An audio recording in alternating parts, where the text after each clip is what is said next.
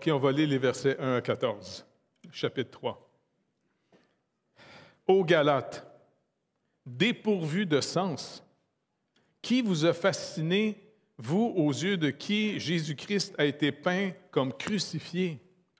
Voici seulement ce que je veux apprendre de vous. Est-ce par les œuvres de la loi que vous avez reçu l'Esprit ou par la prédication de la foi? Êtes-vous tellement dépourvus de sens?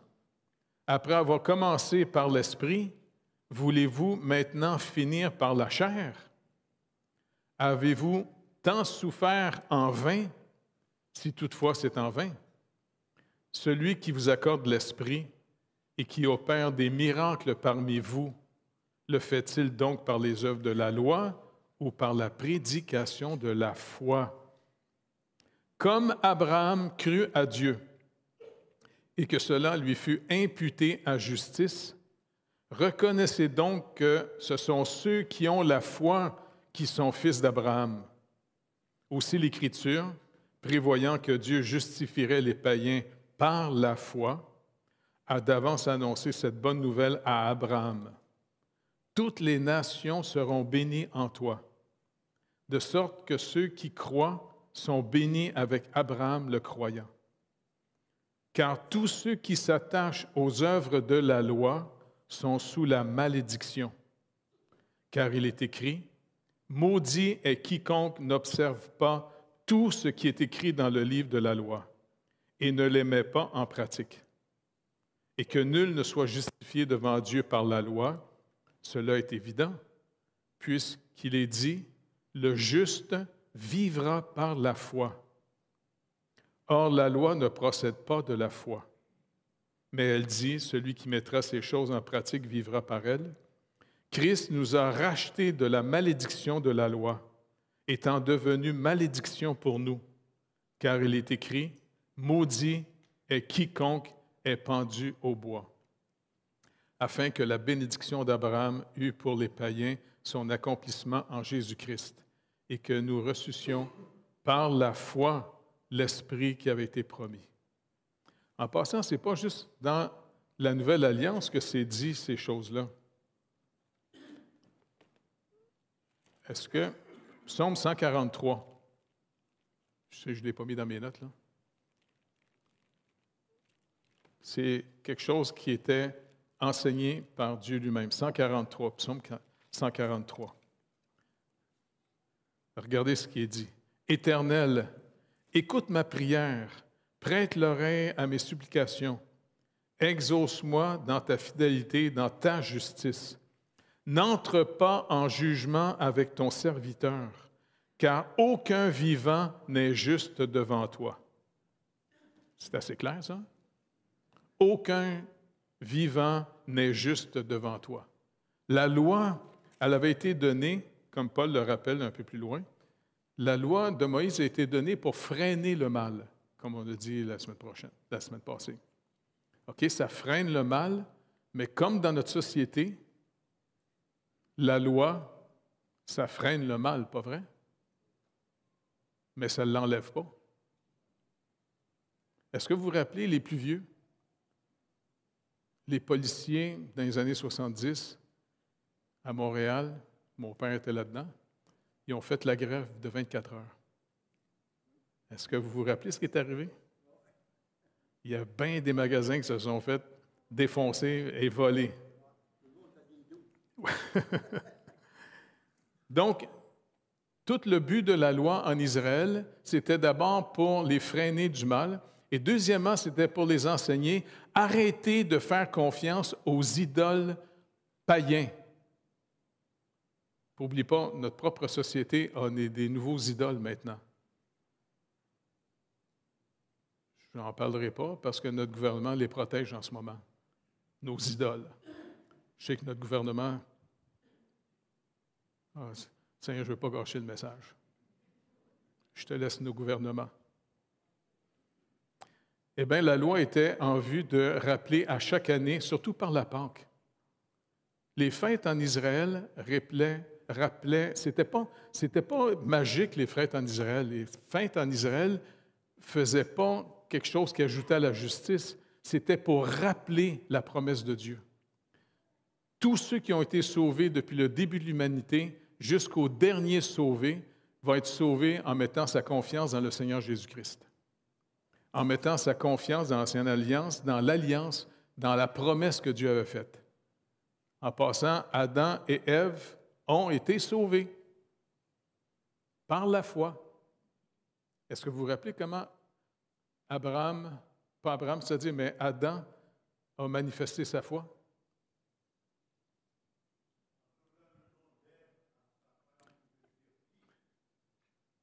Oui, il a appelé Ève, en hébreu, Rava, vie. Il ne l'a pas appelé la mère des problèmes, comme certains gars appellent leur femme. Il a appelé « T'es la mère des vivants », car Dieu a promis que par toi va sortir la postérité qui va venir écraser la tête du serpent. Et c'est fascinant de voir comment Dieu court, tu sais, dans le sens, même les images, Dieu lui-même garde les images, écraser la tête du serpent. On a parlé, Damien, comme je te dis, Dr. Jabala nous rappelait une vérité importante. Une image vaut 1000 mots. OK? C'est important. Et quand Jésus-Christ a été crucifié, comme on l'a chanté, il a été crucifié où? Golgotha, le lieu du crâne. C'est vraiment encore une belle illustration. Le Seigneur, il est cohérent d'une manière incroyable. Et c'est pour ça qu'on peut faire confiance entièrement à sa parole, parce que ce n'est pas la parole des hommes, ça. Ce n'est pas leur conclusion, leur philosophie, leurs expériences. Comme Pierre le rappelle dans sa deuxième lettre, il n'y a pas de prophétie qui a été donnée par la volonté humaine. C'est carrément la parole de Dieu. Et c'est pour ça que le juste vit par la foi. Et la foi, Romains 10, 14, eh bien, la foi vient de ce que j'entends. Pardon? Exactement, c'est ce qui vient de la parole de Dieu. La parole de Dieu vient, et c'est comme ça que Paul dit, vous êtes sauvés parce que je vous ai annoncé la bonne nouvelle et vous l'avez cru. Et c'est intéressant parce que ceux qui mettent trop d'emphase sur les sacrements comme étant du pouvoir. Et vous vous rappelez quand Paul il parle aux Corinthiens dans sa première lettre, il dit, je ne suis pas venu chez vous pour baptiser, mais pour annoncer l'Évangile. Moi, c'est quelque chose qui me rassure. C'est pour ça qu'on est tous maintenant, étant sauvés, pardonnés, justifiés par l'œuvre de Christ, le fruit de l'Esprit va être nos œuvres. Nos œuvres ne sont pas en vue qu'on va être sauvés. Nos œuvres, c'est la manifestation que Dieu vous habite et son amour vous habite. C'est comme ça que finalement le Seigneur Jésus, dans Jean 15, il nous rappelle « Demeurez en moi ». Mais pour demeurer en lui, comment on demeure en lui? Demeurer dans ma parole. Donc, à toutes les fois qu'on obéit à sa parole et qu'on se renie, c'est ça qui est fascinant. On n'a pas besoin d'être en harmonie. Trop souvent, les gens veulent être honnêtes avec eux-mêmes. N'oubliez pas, bon, je ne veux pas être méchant avec personne ici, là. La plupart d'entre vous, vous êtes tous gentils, mais on est quand même tous des têtes à claques. Parce que finalement, comptez pas sur vous. C'est vrai que toute la technologie et la science aujourd'hui, c'est un cadeau que le Seigneur nous a accordé pour soulager notre misère. Je ne suis pas contre qu'on soulage la misère. C'est pour ça que je vois mon ami qui va soulager ma misère. Hop là. Il soulage c'est bien de soulager notre misère. L'agriculture, toute la science de l'agriculture, on mange pas mal, pas vrai? On est obligé de faire des diètes maintenant qu'on mange. La science médicale soulage énormément beaucoup de choses par rapport à, il y a, je ne sais pas, 300-400 ans, là, les gens mouraient à pas grand-chose. Savez-vous pourquoi, au début du siècle, on a inventé la voiture à l'essence? C'était, à l'époque, c'était de l'antipollution, l'époque. Ford, quand il a fait ça. Parce que tout le monde avait des chevaux, puis les chevaux, bien, ça fait deux choses. Des pets, du méthane, et puis des petits cacas. Ça tombe un peu partout. Et en été, quand il fait chaud et humide, hein, ça fermente. Et les riches, souvent, avez-vous remarqué, les riches restent en haut des montagnes? Ils restent ailleurs. Les pauvres, on est tous, nous autres, en bas, de quelque part. Les deux pieds dedans. On a toujours essayé d'améliorer, soulager notre misère sur terre. Puis c'est pas mauvais. C'est pour ça qu'on contribue à aider certains pays, même ici au Québec. On travaille avec le portail à côté pour soulager les gens qui ont des problèmes de nourriture, qui manquent de nourriture. On donne une partie de l'argent pour les aider. Il y a des gens qui vont les aider là-bas bénévolement pour faire des boîtes de nourriture parce qu'on veut soulager. Mais n'oubliez pas, qu'on ne mange pas, on crève pareil. Mais au moins, ça soulage avant que tu crèves. Et puis, même chose en Haïti, même chose en Afrique. On essaie d'aider à soulager la misère des gens. Et le Seigneur Jésus, par nous, quand je dis c'est vraiment le Seigneur Jésus, il nous a amenés avec lui à Tiverny et il a complètement transformé le village. Il en a même fait un hôpital sur place avec notre docteur Stéphane puis la famille. Et en plus, le Seigneur a contribué à ce qu'on nourrit plus de 600 enfants dans le village pour autour. Puis même les gens plus pauvres, le restant de la nourriture, ça sert à les vieux, les aveugles, tu sais. Parce que finalement, c'est important de soulager la misère, parce que c'est une manifestation de Dieu, c'est une manifestation de l'amour de Dieu. Dieu nous aime, il nous soulage, il nous rassure, il nous aime pour vrai. Mais n'oubliez pas, quand Jésus a fait plein de guérisons, il a donné aux aveugles de voir, aux sourds d'entendre, les paralytiques, et ils se sont mis à marcher, et puis il a même ressuscité des morts. Mais les morts qui ont été ressuscités, ils sont morts une deuxième fois. Mais au moins, il y avait de la pratique. C'était moins stressant. Mais comprenez, le Seigneur a manifesté son amour de manière concrète, et c'est pour ça que c'est important de manifester le fruit de l'Esprit. Si le Seigneur vous habite, eh bien, il y a toujours compassion pour les gens qui périssent. C'est important. Fait que je ne suis pas contre le côté aider les gens de manière... Même s'il y a certains chrétiens qui me disent « Non, ce n'est pas de Dieu faire des œuvres sociales. » Bien, j'écoute bien chum. Si jamais tu as bien faim et que tu n'as pas de nourriture, reste chez vous et crève tranquille. Viens pas chez nous chercher mon pain, vu que tu veux être spirituel. Il faut faire attention des fois pour devenir complètement déconnecté, parce que Jésus a dit que quand on va arriver devant lui, est-ce que vous vous rappelez ce qu'il a dit? Un jour, quand on va arriver devant lui, il va remercier une partie de l'humanité. « Merci de m'avoir nourri quand j'avais faim. » Puis les gens vont dire « Mais quand est-ce que je t'ai vu avoir faim? » Toutes les fois que tu as nourri un de mes petits frères pauvres. Quand j'étais nu, tu m'as habillé. Quand est-ce que je t'ai vu nu? À toutes les fois qu'on a aidé. C'est pour ça, aider les gens, même dans Hébreux chapitre 6, c'est marqué clairement. Est-ce que Dieu vous habite? Est-ce que le Saint-Esprit continue à tous les jours à verser en vous l'amour de Dieu, qui de plus en plus change notre éthique de vie? Tu sais, plutôt que de vouloir être des boss de bécosse. Vous savez ce que ça veut dire, ça, boss de bécosse? C'est parce qu'avant, les toilettes n'étaient pas dans la maison, ils étaient dans la cour, en arrière. Puis quand quelqu'un était le boss de la bécosse, bien, il gardait la toilette rien qu'à lui. C'était fatigant pour les autres, ça. Donc, le Seigneur veut qu'on soit comme lui. Jésus lui-même, il a dit à ses disciples, le dernier souper, ça a fait flipper Pierre complètement. Le Seigneur s'est déshabillé, il a mis un linge autour de lui pour cacher ses parties, là, tu sais. Moi, il était pudique quand même, là, tu sais. Mais Pierre, il capote bien raide, et puis il prend un bassin et il s'en vient laver les pieds. N'oubliez pas, dans ce temps-là, tout le monde marche en sandales. Et puis, il y avait beaucoup des chevaux puis des ânes. Hein? Puis quand tu marchais dans la rue, des fois, hop, ça va sentir dans tes orteils. Fait que, n'oubliez pas, quand on allait manger chez quelqu'un, il n'y avait pas une table et c'était finalement, tout le monde s'accotait sur le côté, la nappe était faite. Fait que si tu mangeais avec du monde, c'était important que les pieds des gens soient lavés parce que il ne fallait pas que ça sente spécial. Et le Seigneur dit, non, non, vous avez raison de m'appeler Seigneur, je le suis.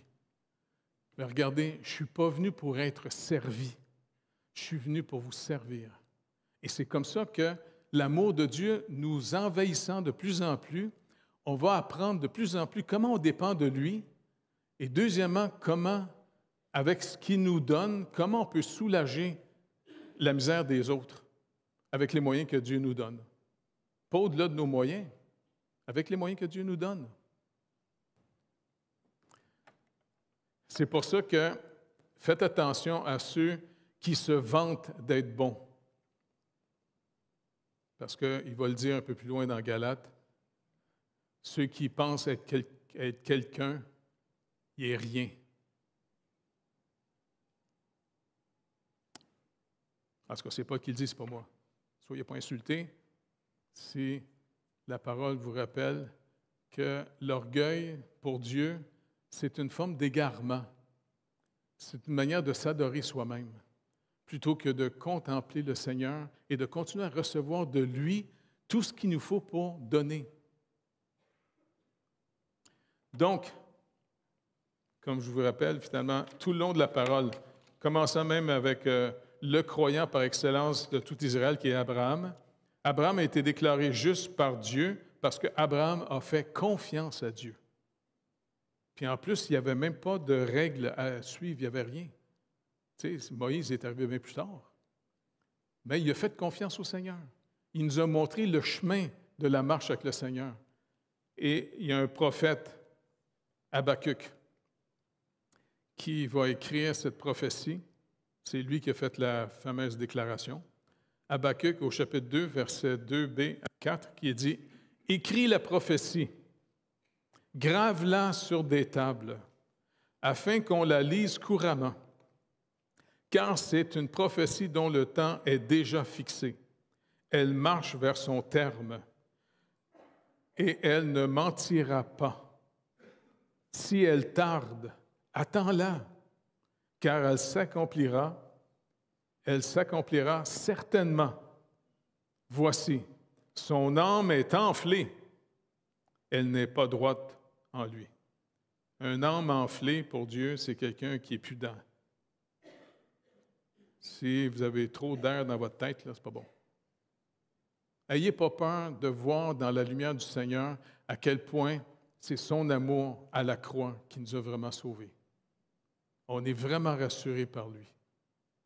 Et ça, c'est ce qui va produire le fruit de l'amour les uns envers les autres dans notre vie. Parce qu'il finit en disant « Mais le juste vivra par la foi ». Donc, cette parole du juste qui vit par la foi est quelquefois citée dans la Nouvelle Alliance. Moi, j'aime bien Jésus, qui rappelle quelque chose de fort. Dans Jean 3, 36, « Celui qui croit au Fils a la vie éternelle. Celui qui ne croit pas au Fils ne verra point la vie, mais la colère de Dieu demeure sur lui. » Et ce n'est pas n'importe quoi. On est sauvé en mettant notre confiance dans le Seigneur Jésus. Et faire confiance à quelqu'un, c'est de recevoir ce qu'il veut donner. Dieu a tant aimé le monde qu'il a donné son Fils unique afin que quiconque croit en lui périsse pas, mais ait la vie éternelle. Maintenant, c'est pour ça que je vais pratiquer avec les enfants pour nous montrer comment on reçoit.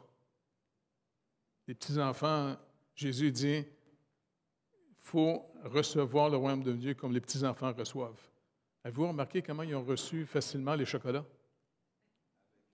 Avec joie, hein? Ils ont couru en avant, pas de problème, sans complexe. Et c'est pour ça qu'il faut se rappeler que la vie éternelle, c'est un don gratuit, ce que Paul nous rappelle dans Romains chapitre 6. Donc, c'est quelque chose qu'on peut recevoir. Donc, si on veut être sauvé, c'est juste dire, « OK, Seigneur Jésus, merci de venir dans ma vie. » Puis, Ayez pas peur de dire, c'est vrai que j'ai une nature, on dirait qu'il ne veut rien savoir de toi. Je suis un adorateur de moi-même. Je veux ma vie pour moi-même. Je suis une tête à claque, c'est vrai. Mais viens dans ma vie, s'il vous plaît. C'est toi qui vas me changer. Tu es plus puissant que moi. Tu es Dieu. Et c'est comme ça que le Saint-Esprit fait habiter, au fond, la présence du Seigneur Jésus-Christ dans notre vie. Et c'est comme ça que votre vie va être transformée. Et de plus en plus, en marchant dans sa lumière, on voit la grâce que Dieu, comment il nous aime. Et ça, je vous le dis, c'est bouleversant comment il nous aime. Et deuxièmement, on va abandonner nos anciennes idoles qui nous donnaient de l'importance. Parce que tout le monde essaie d'avoir de l'importance. Pas vrai? Juste regarder les publicités. Tu sais, même comment, je ne sais pas moi, tu sais, une voiture.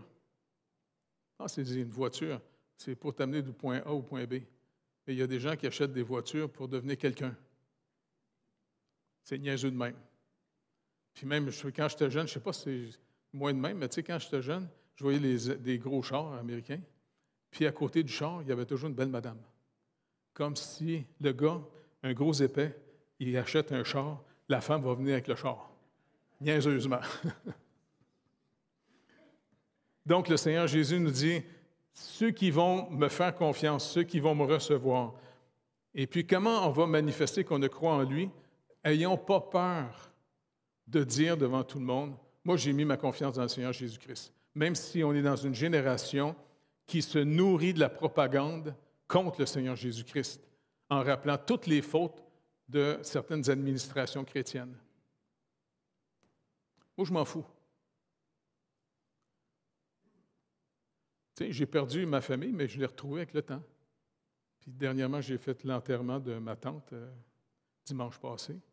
J'ai remis toute ma famille au Seigneur, mes cousins, mes cousines, mes oncles, mes tantes, parce que,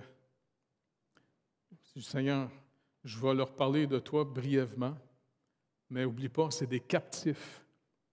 Le malin vomit dans leur tête. Puis ils ne s'en rendent pas compte. Ils pensent qu'ils sont, tu sais, que pour eux autres, ils sont juste des singes avec moins de face, moins de poils d'en face. Puis je vais leur dire à mon cousin, coudon, hey, elle est belle ta gono. Moi, je n'y crois pas. Je crois finalement à la création de Dieu à cause du Seigneur, à cause que c'est lui qui est venu. Et puis, n'oubliez pas, par cette fausse interprétation de fausse science, est-ce que vous savez d'où vient, entre autres, longtemps le racisme entre les Blancs et les Noirs?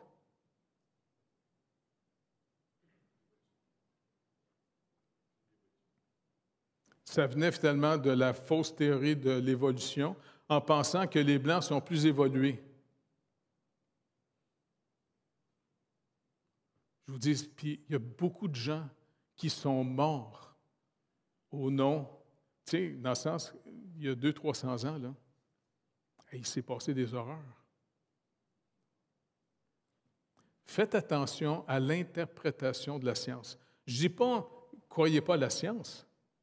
Tu sais, la science, il n'y a pas de problème, tu sais, c'est des faits tu sais, qu'ils peuvent trouver.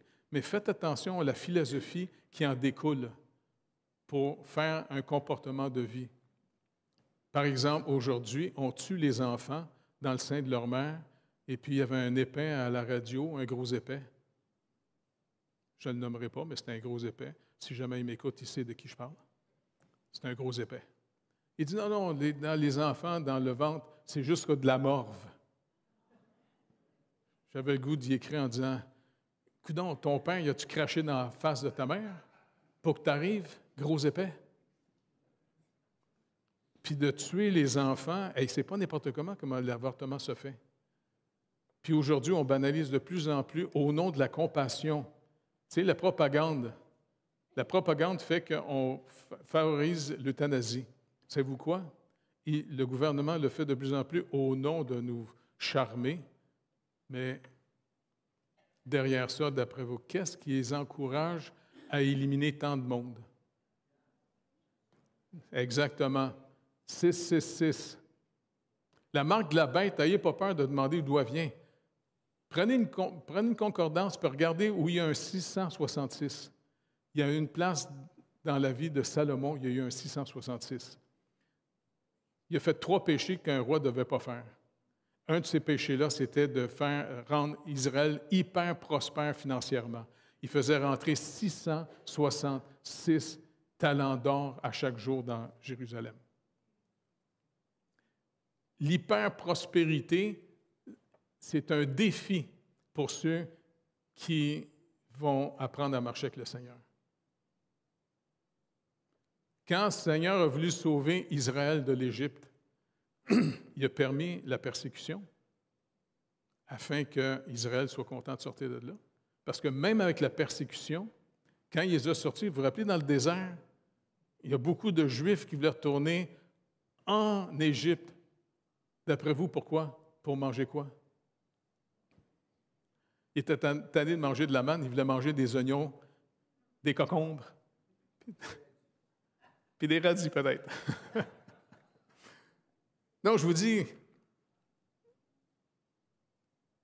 je sais que je suis fatigant de vous rappeler sans arrêt, apprenez à développer une relation dépendante dans celui qui est le plus fidèle, le Seigneur Jésus-Christ. Le Saint-Esprit qui est la 3e personne que Jésus a dit, je vais vous envoyer l'autre consolateur, afin qu'on apprenne à marcher avec lui.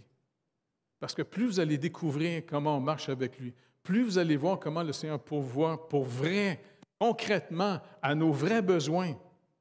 D'abord, notre foi passe de la théorie à de la pratique. On va le connaître, pas juste de l'information, puis l'information, de l'information. Oui, il faut que ça commence avec de l'information, mais n'oubliez pas, la vie éternelle, ce n'est pas juste de l'information, c'est de le connaître.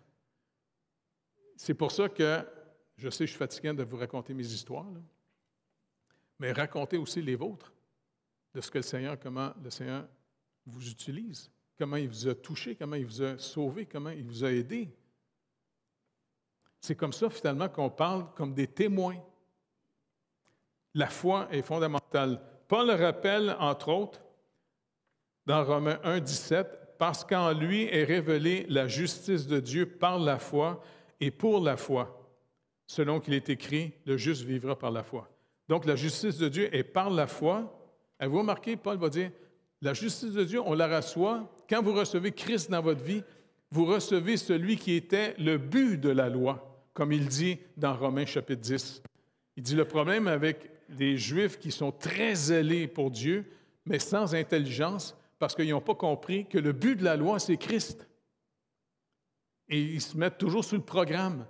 Et un qui a défendu ça de manière forte, c'est l'apôtre Paul, parce qu'avant que le Seigneur le sauve par pure grâce, c'était quelqu'un qui était un narcissique religieux, dangereux, au point qu'il persécutait les vrais croyants, les Juifs qui croyaient en Jésus-Christ, par pure grâce, pas par les œuvres.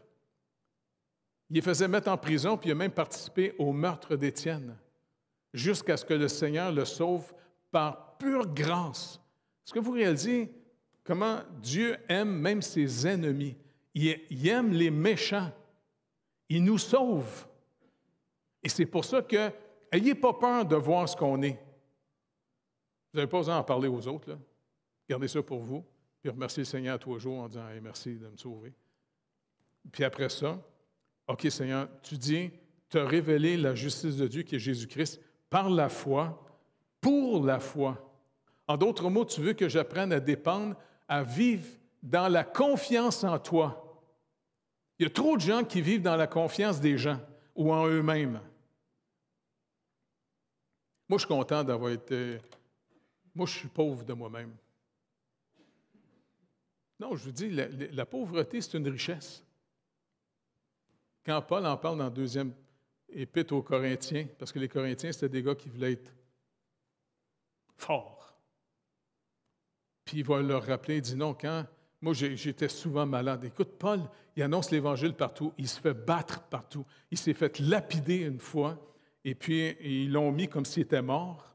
Puis il dit, je ne sais pas si le Seigneur l'a amené au 3e ciel, il a vu des choses, il est redescendu, et le Seigneur a permis qu'un démon vienne l'écœurer. Tu sais, le claque.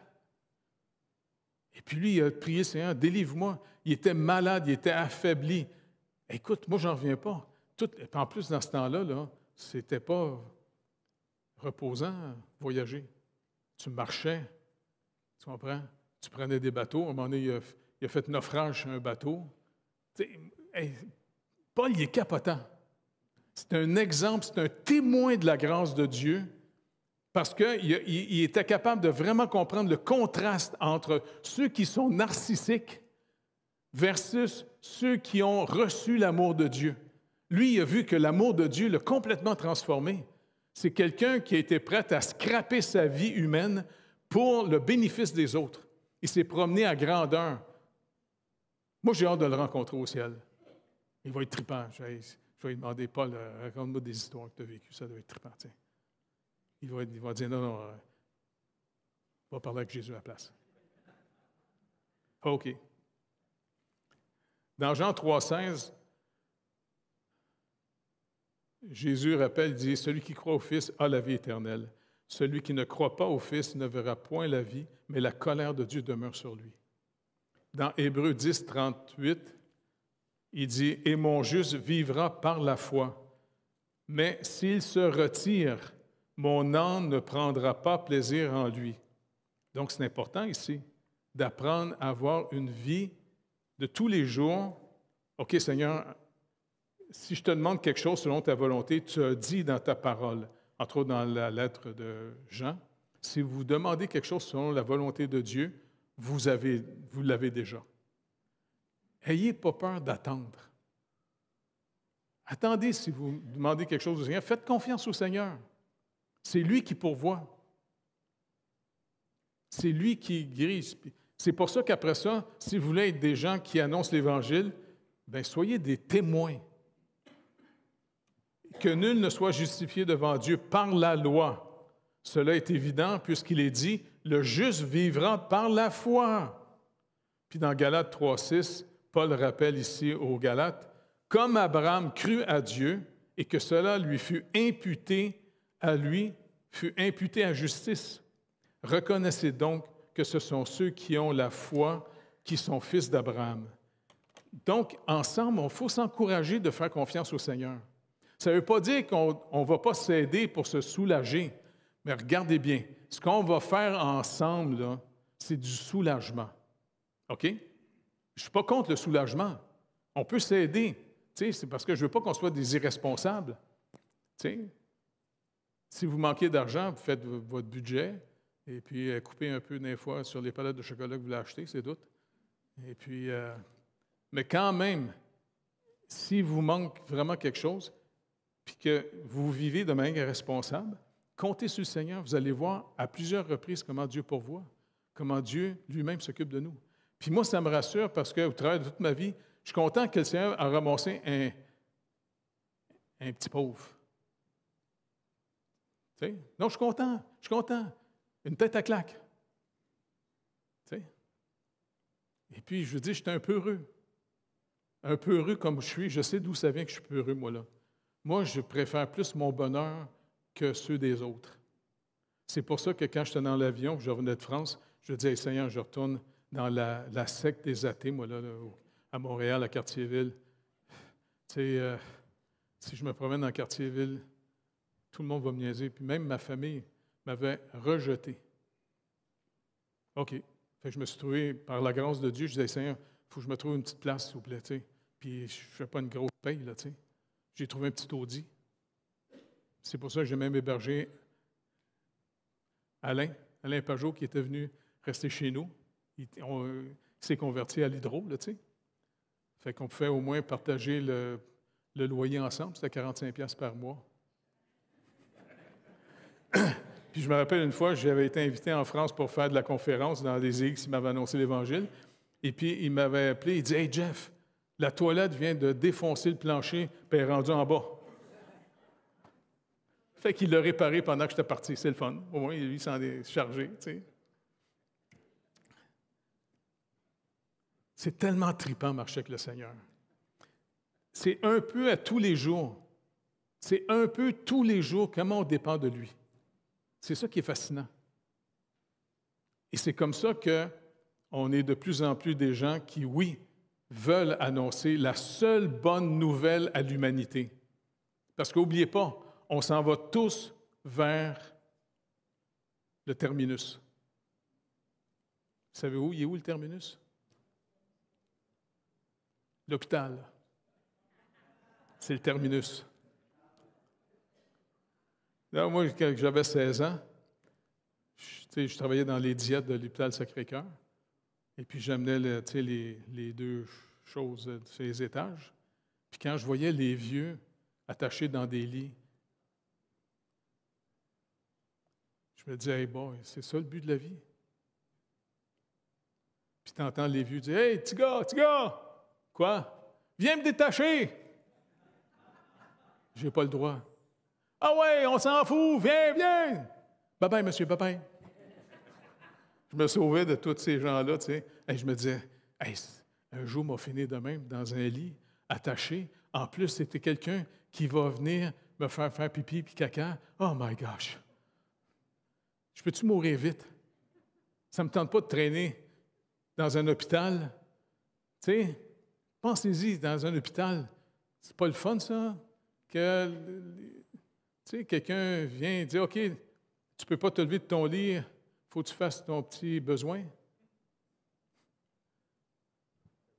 Oh, je capote. Je suis trop gêné. Ça ne me tente pas. C'est pour ça que je demande souvent au Seigneur, tu sais, une petite vite. Ça serait le fun. Hein? Bing! Comment? Écoute, regarde, je visite ma mère à l'hôpital. Ça ne me tente pas de finir comme elle. La pauvre, on en fait pitié, là, tu sais. Et puis, là, on retourne en Gaspésie parce que Carole, c'est elle qui va s'occuper de sa mère, là-bas. Tu sais, toutes les sœurs, ils vont en relais.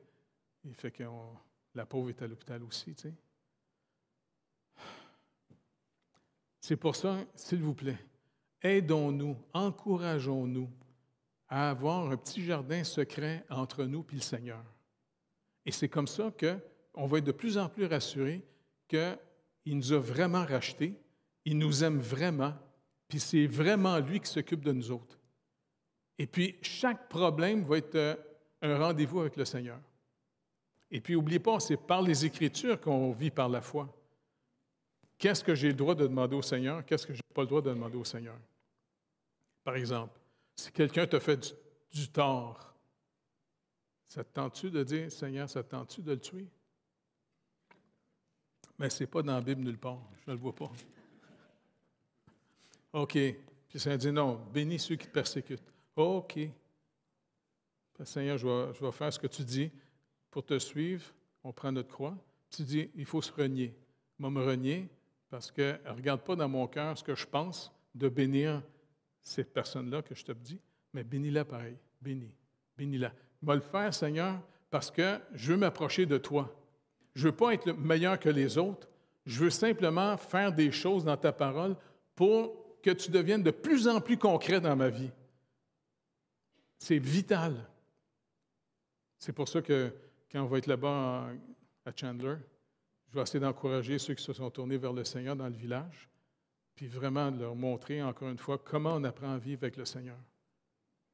Et surtout que les pauvres ont été enseignés dans un enseignement pas biblique. Ils ont été enseignés en tant que catholiques oui, la vie éternelle est donnée par le baptême. Tu sais, c'était une manière pour eux autres, dans l'Église catholique, on donne la semence de la vie éternelle par le baptême au petit bébé.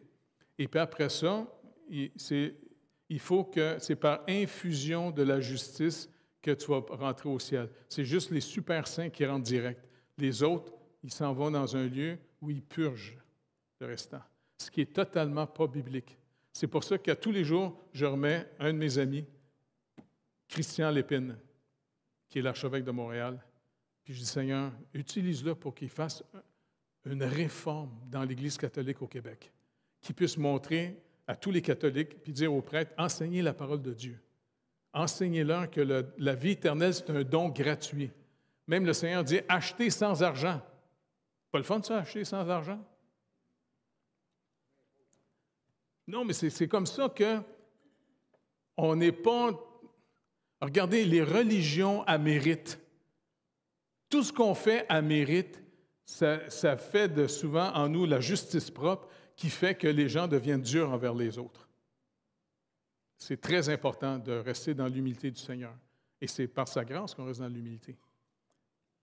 Donc, soyons des fils d'Abraham. Comme Abraham, lui-même, il a eu des erreurs, lui-même a eu peur, lui-même, c'était juste un gars bien ordinaire. Mais Dieu l'a appelé, c'est un païen qui restait à Ur. Il l'a appelé, il l'a apprivoisé, et puis il a fait de ce gars-là celui qui a fait un nouveau peuple. De sa chair, il va venir. C'est pour ça que Paul, rappelez-vous, il n'est pas venu, la promesse n'est pas aux postérités, mais à ta singulier postérité, à celui qui vient de la chair directe d'Abraham, de David, et puis il est venu d'une femme sans que Joseph ait couché avec elle, et c'est comme ça qu'il a conçu finalement dans son sein de la Vierge Marie. Il est venu, il a vécu une vie humaine, et puis après, il a payé notre dette. Et c'est pour ça qu'il nous a demandé, faites, qu'on a la communion, faites ceci en mémoire de ce que moi j'ai fait pour vous. Arrêtez de regarder ce que vous faites. Suivez-moi, il dit. Et ça, c'est très important. Très important. Ça ne veut pas dire qu'on ne peut pas soulager. OK? Tous ceux qui ont des sciences, tous ceux qui sont dans l'agriculture, dans le médical, dans la technologie, dans la psychologie, dans toutes sortes de choses, on peut se soulager les uns les autres. Je ne suis pas contre le soulagement. OK? Par contre, on peut se soulager, mais personnellement, chacun de nous doit apprendre à avoir son petit jardin secret entre nous et le Seigneur. C'est pour ça que Jésus nous a appris à prier. Dites « Notre Père qui est aux cieux ». Le seul qui avait le droit de l'appeler Père, c'est lui. Maintenant, par Jésus-Christ, on est adoptés. On est des enfants de Dieu. Fait que quand on prie, on dit « OK, Notre Père ». Puis à toutes les fois, moi, je commence mes temps de prière toujours par le Notre Père, en disant « Seigneur, je prie ce que Jésus nous a appris. Puis je te remercie de m'avoir adopté par Jésus-Christ. » Et puis, tu sais, c'est fascinant notre vie. Pas vrai? Écoute, c'est fascinant ce qu'on vit. Le Seigneur nous a amenés dans plein de choses, puis il a pourvu. Hein? On peut raconter plein d'histoires. Normand, on peut raconter plein d'histoires. On a du fun, hein? Yves, tu peux raconter des histoires. C'est vrai que tu es un bon nageur, mais tu es après à dépendre du Seigneur en plein milieu de l'Atlantique. Non, c'est, tu sais, puis c'est le fun d'être pauvre, parce qu'on peut demander au Seigneur des sous, puis il nous en donne.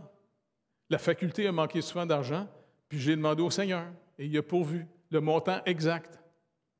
Trop trippant marcher avec le Seigneur. Ayez pas peur de raconter vos histoires de la fidélité de Dieu, la fidélité de Jésus-Christ.